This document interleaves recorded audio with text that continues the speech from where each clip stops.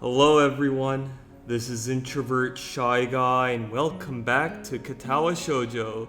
Okay, so where we left off, we just had our career choice of becoming a science teacher. Hisao tried out what it's like going blind and even having some blind sex, and then that heart attack happened in the middle of it, so yeah, and then we just continue off from there.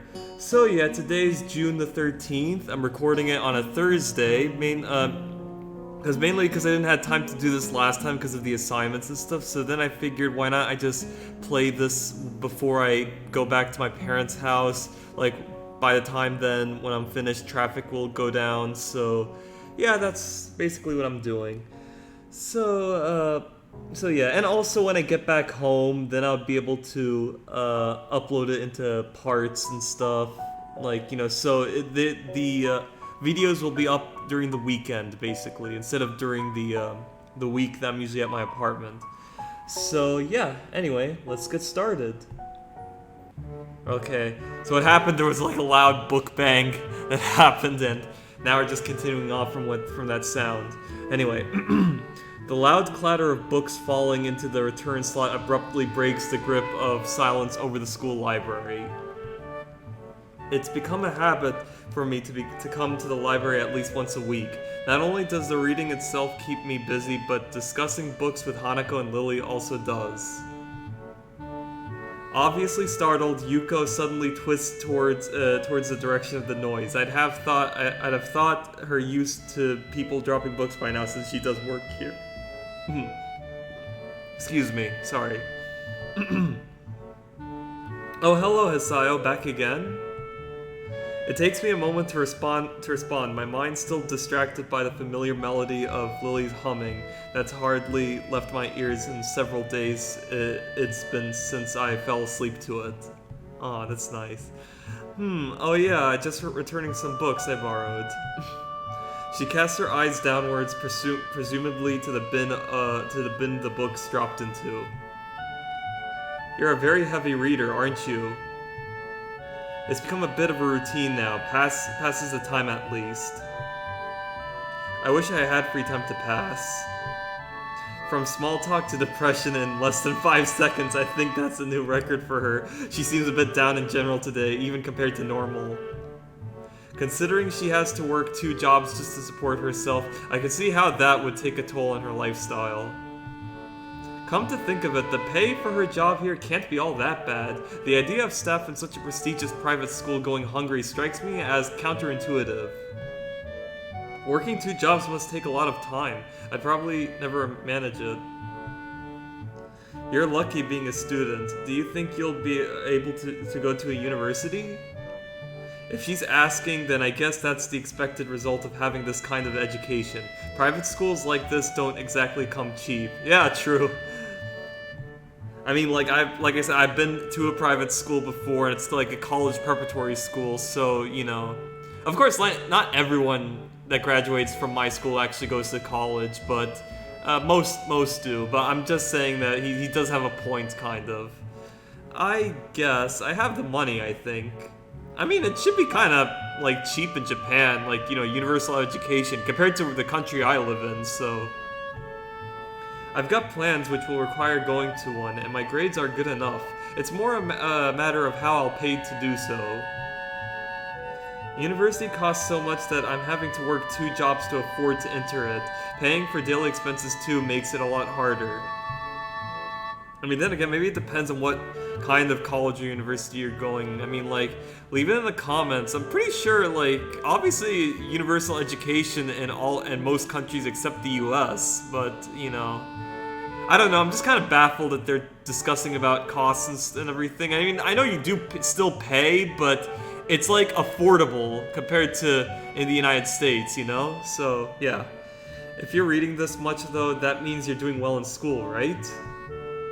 Interesting logical jump, not an altogether wrong one, though. I suppose so. I didn't find any of the exams very hard, aside from maybe 1 or 2. Do you mind if I ask what studies you're pursuing in university? Yuko appears to genuinely brighten at the question. Anthropology, to be specific. I'm specializing in the history of classical era Athenian civilization and democracy. Oh, that sounds nice. She really seems to know her stuff. Such enthusiasm is to be admired, and it's nice to see her genuinely excited about something. I guess even somebody like Yuko can be happy if she has a visible road ahead of her. That's good to— Whoa! I was about to read the sentences and then that shit happens. I was not expecting an actual, like, phone sound, I would say. Phone ringtone, yeah. Both of us jump at the sudden interruption coming from my pocket. Oh, that's like his ringtone? Okay. Sounded like a typical, like, office phone, you know. But I don't know if iPhones and stuff have a sound effect like that. I'm just rambling, I'm sorry. Apologizing profusely and quickly shuffling into the hallway as I fumble with the cover of my mobile phone. I glance at the screen. Weird, it's a mobile number I don't recognize. Considering I can count the number of people with my number on one hand, I briefly wonder whether it's some telemarketer that lucked out. Or wrong phone number. Hello, Hisao Nakai speaking. Also, I forgot. I was like, oh, what about iPhones? And then I forgot he doesn't have an iPhone. So, jeez, pick up faster next time. Anyway, guess who? Is it Kenji? It only takes me a second to recognize a distinctively deep, brisk voice.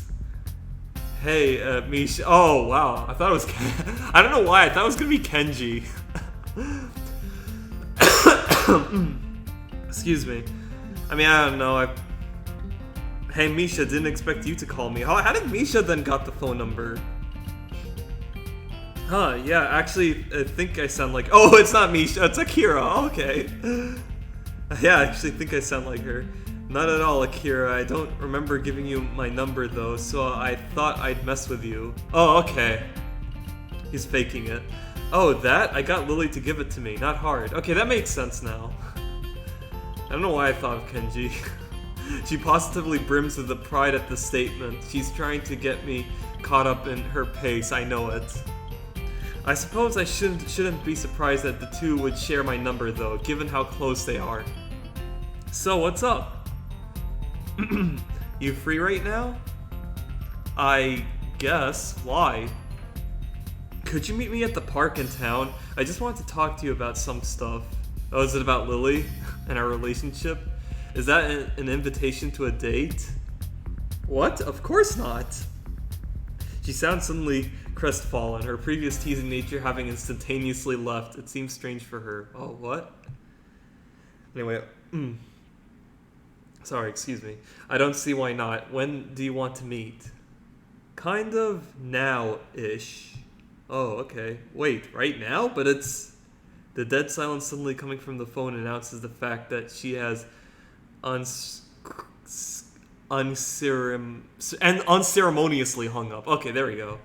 Never heard unceremoniously. So, for a long time, I just stand there staring at the "call ended" message on the screen while replaying the conversation in my head. Oh, what is it? What the hell, Akira? Yeah, I know. What the hell?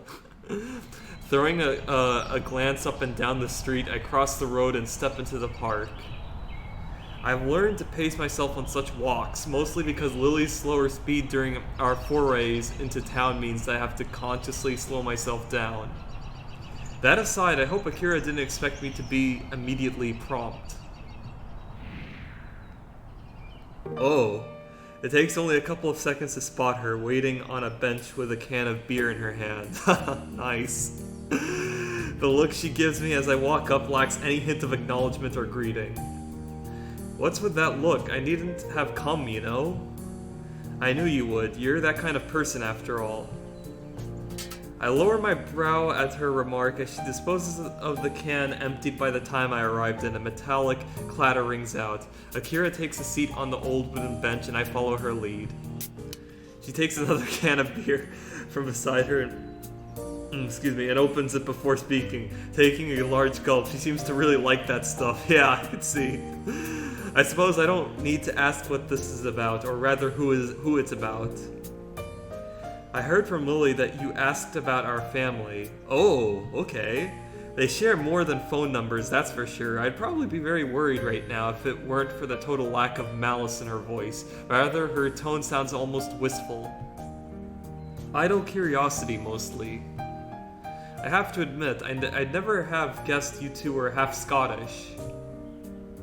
She gives a wry chuckle of amusement. I've heard that before, trust me.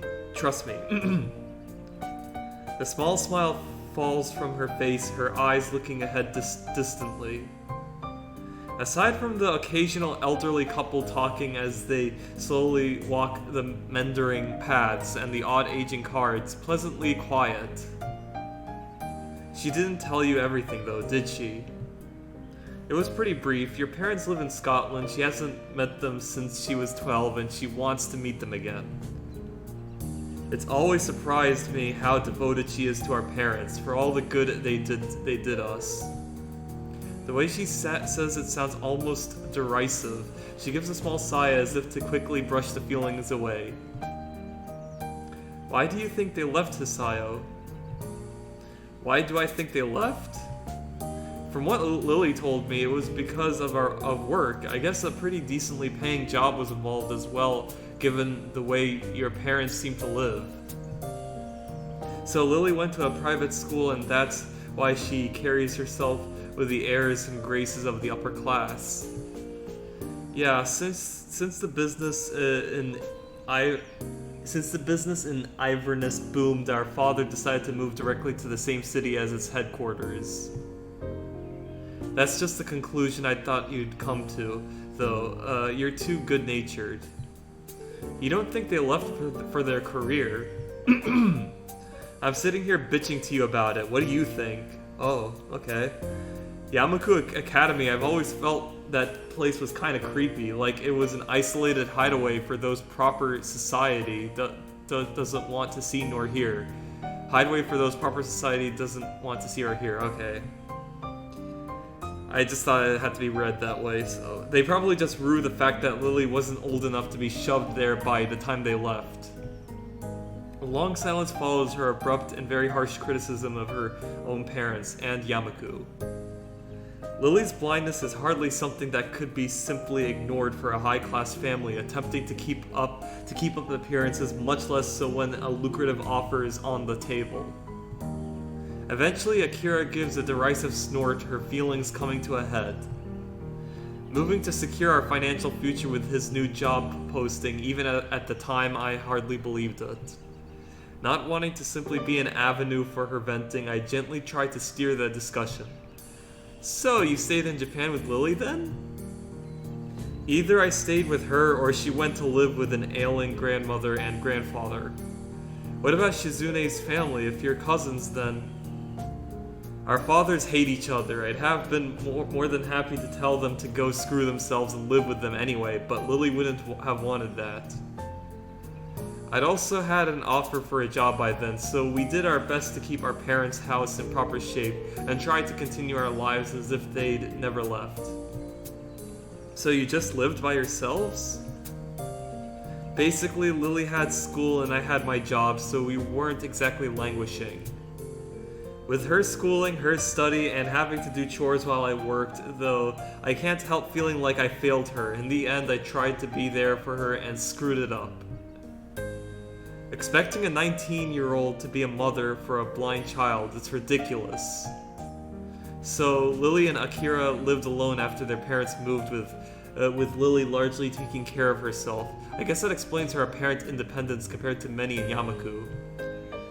I may have lived alone much of the time since my parents both worked, but that's just something else entirely.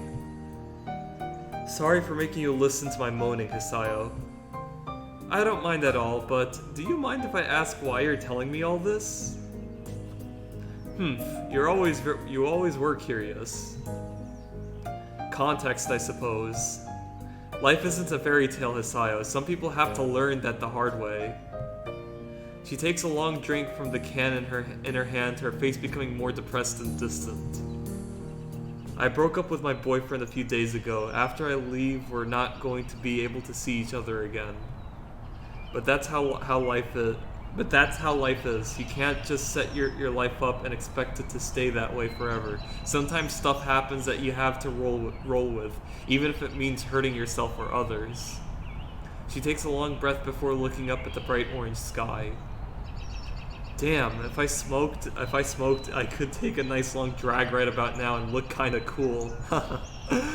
I want to respond to help her in whatever way I can, but I feel utterly useless. This kind of situation is one I've never been in, and I simply don't have the experience to say anything meaningful to comfort her. Akira looks over and evidently picks up on this, much to my embarrassment.